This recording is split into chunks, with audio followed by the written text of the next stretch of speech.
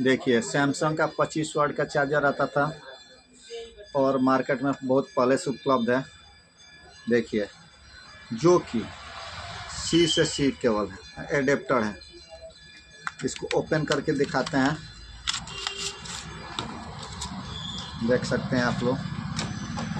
Term Samsung का है,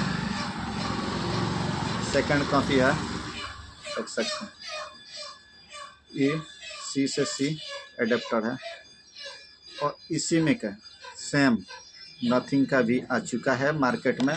उसको दिखाने का हम प्रयास करेंगे, जो कि 33 वाट का चार्जर है और 45 वाट का भी आ चुका है, देख सकते हैं आप लोग। नथिंग का चार्जर और 100 ये 65 वाट का चार्जर आ चुका है, जो कि कम से कम प्राइस में खुशबू मोबाइल में मिल जाएगा। आप लोग आके ले सकते हैं।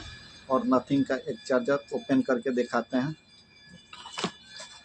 चलिए 33 वाट का ही ओपन करते हैं, जैसे कि इसका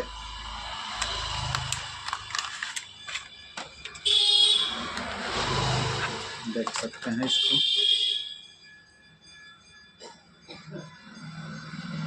सी से सी दिया है केवल और एडेप्टर दोनों दिया है सेम।